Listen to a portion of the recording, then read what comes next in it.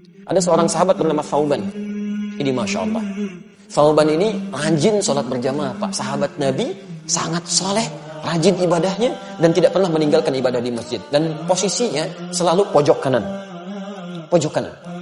Tapi niatnya bukan ingin mojok. Niatnya bagaimana saya bisa khusyuk ibadah dan tidak mengganggu orang. Karena biasanya posisi di pojok itu pada umumnya tidak banyak singgungan dengan orang lain. Tidak banyak singgungan dengan orang lain. Maka Masya Allah, maka ketika datang ibadah, ramai masjid dan sebagainya, sampai satu ketika, saya persingkat, dalam salat subuh, beliau tidak datang. Ditunggu oleh Nabi. Sampai Nabi bertanya begini, kemana Thauban? Radhiyallahu ta'ala anhu. Kemana Thauban? Tidak ada yang tahu. Sampai ketahuan oleh Nabi itu. Jadi satu orang gak datang aja, oleh Nabi ketahuan, di sebulan kemana nih? Gak ada gitu. Tapi sahabat mengatakan, kami tidak tahu ya Rasulullah. Kan? Apa yang terjadi? Ditunggu oleh Nabi. Saking seringnya sholat berjamaah, Nabi tidak ingin orang ini ketinggalan. Ditunggu sampai agak kemudian melewat, waktunya mulai berlanjut, diputuskanlah untuk dilakukan sholat. Ya, karena dikhawatirkan habis waktu subuhnya.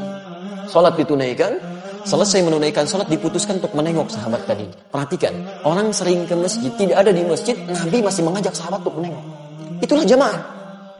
Anda tahu ketika menengok itu, ditelusuri jalan ke rumahnya, itu ternyata jarak yang ditempuh 3 jam. 3 jam. Nah, yang paling ingin saya sampaikan ketika ditengok, istrinya kemudian mulai keluar mengatakan, "Tuwfiya zawji." "Aina Thauban?" "Kemana Thauban?" kata Rasulullah SAW. Kata istrinya, "Faqad tuwfiya." Dia sudah wafat. Meninggal. Lalu Nabi berkata, perhatikan kalimatnya, apakah ada yang terjadi sebelum dia meninggal? Ini yang harus kita catat. Apa yang terjadi? Kata istrinya, "Saya tidak merasa ada yang istimewa, tapi saya tidak memahami 3 kalimat yang diucapkan." 3 kalimat. Nah, apa itu? Nah, ini hikmahnya yang harus kita tangkap. Sebelum beliau meninggal dalam sakaratul mautnya, beliau mengatakan, "Kenapa nggak lebih jauh lagi?" katanya.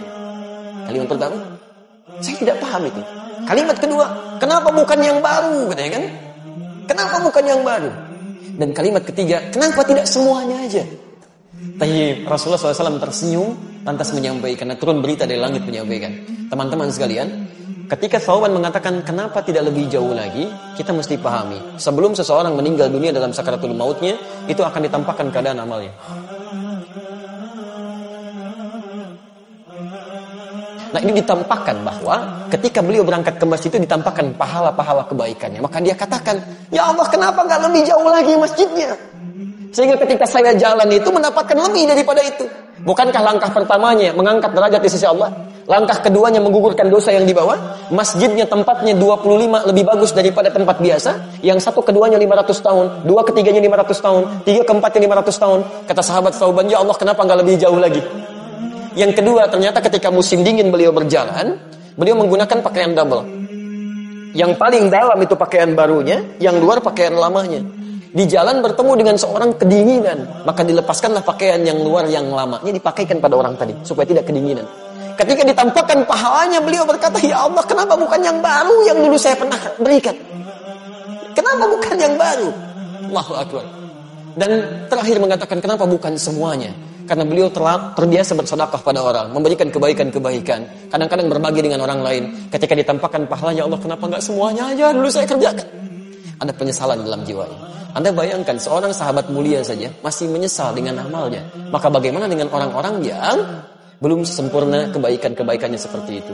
Jangan sampai meninggal dunia lantas dikatakan fa asaddaqa wa aqum minas shalihin.